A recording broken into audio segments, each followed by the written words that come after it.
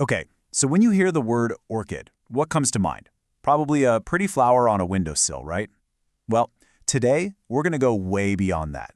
We're diving into this incredible story of evolution, culture, and straight-up survival, all centered on the unseen orchid kingdom of one truly remarkable country. So, to really wrap our heads around the orchid family, you got to start with one number: 30,000. Yeah, that's how many known species there are across the globe. It makes them one of the most diverse and, honestly, most advanced plant families on the entire planet. The variety is just staggering. But what happens when we zoom in? What if we go from that huge 30,000 species global picture to just one single vibrant hotspot? Well, that's exactly what we're going to do, because this one place tells a story about the entire orchid kingdom. And that place is Cameroon. See, this country has this really unique position, right at an ecological crossroads in Africa. It's basically created a perfect natural laboratory for orchids to evolve. It's a truly unseen orchid kingdom. So you might be asking, what makes Cameroon so special? Well, it's right where these two massive, totally different ecosystems smash together. You've got the rainforests meeting the savannas, and this collision creates this incredible mosaic of tiny microclimates. Think steamy rainforests, volcanic slopes, rolling grasslands. It's the perfect stage for an absolutely amazing diversity of orchids to evolve and just thrive. Okay, so let's meet the stars of our show. We've got the dominant players, the ones that basically rule the forests. We've got the toughest nails pioneers colonizing brand new land. And, my favorite part, we've got the thrilling new species that scientists are literally still discovering today. All right, take a look at this. This basically shows you the kings of the Cameroonian orchid world. You can see two names that just pop out: Polystachya and Bulbophyllum. These guys absolutely dominate the landscape. They're what we call epiphytes, which is just a fancy way of saying they live on other plants, high up in the trees. And their adaptability is just off the charts. It's allowed them to conquer pretty much every little nook and cranny in the forest. And this is where it gets really exciting. Because the story, it's nowhere near finished. I mean, scientists in the field are constantly making these discoveries that literally rewrite the rulebook for what we thought we knew about orchids. Just look at Distylodon suncanianum. The discovery of this one plant in Cameroon was a total game changer for botanists. Why? I mean, what's the big deal? Well, its entire family, its genus, was thought to exist only in East Africa. So finding it here, it completely redraws the map for these plants. And the kicker? It's critically endangered, which really highlights just how urgent the conservation work is. This is just an amazing illustration of how tough these plants are. We're looking at the barren, black lava flows of Mount Cameroon, about as inhospitable as it gets.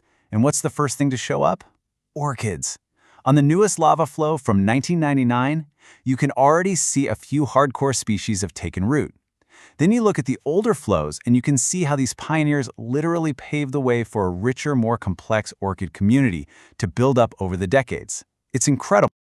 But, the story of orchids in Cameroon isn't just about the science. It's not just botany. It's also a deeply human story. These plants are woven right into the fabric of the local culture, their medicine, their daily lives. And to really get that human connection, you have to meet this one magnificent species. It's called Ansselia africana. Locally, it's known as Iwombo, but you might know it as the leopard orchid. And believe me, it is the undisputed star of this whole show. I mean, the versatility of this one single plant is just astonishing.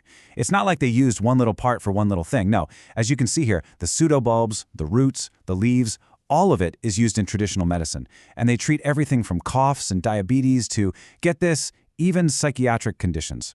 Okay, and here is one of its most incredible secrets. This orchid is a genius. It grows this special set of roots that face upwards, and they form what's called a trash basket. It's this brilliant evolutionary trick. The basket literally catches falling leaves and junk, and then all that stuff decomposes and provides the orchid with its own personal compost pile, its own supply of nutrients. It completely solves the problem of not having any soil when you're living way up high in a tree. And it's not just medicine. Get this, some orchids are actually a food source. The tubers from plants like habenaria are used to make this dense, protein-rich cake called chikanda. At the same time, other species like Gastrodia are grown specifically as a kind of brain tonic to help boost your memory. Wild, right? This connection also has a real, direct economic impact. For farmers living around Mount Cameroon, growing and selling potted orchids isn't just some little hobby. It can bring in over $1,300 a year, and in the local economy, that is a significant, life-sustaining amount of money. But here's the turn in our story. This incredible kingdom is facing a crisis. The very things that make Cameroon so rich in biodiversity are now the same things putting its unique orchids under immense pressure. This chart here, this gives us a really stark snapshot of what's happening.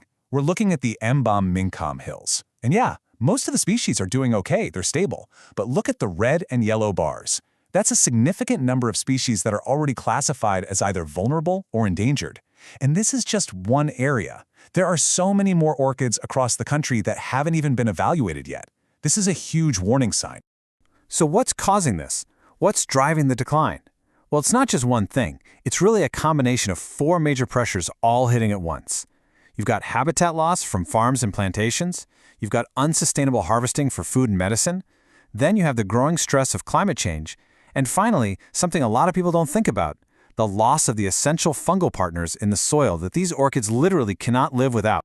But look, the story doesn't have to end here with all these threats. The research is actually pointing to a clear path forward. It's a strategy that combines science, smart policy, and, this is the most important part, community action.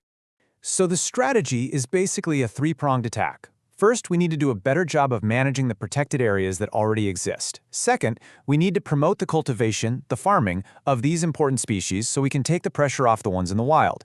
And third, we need to strengthen policies and work together internationally to regulate the trade and share what we're learning. And this quote, this really gets to the absolute heart of the solution. This isn't about putting a big wall around nature and telling people to stay out. It's about working with the people who live there. Think about it. If you can help people turn unsustainable harvesting into sustainable farming, you protect the orchids, and you create a way for people to make a living. Suddenly, conservation and human well-being aren't in conflict. They become 2 sides of the very same coin. So, we end up right back where we started, thinking about the incredible ingenuity of the orchid.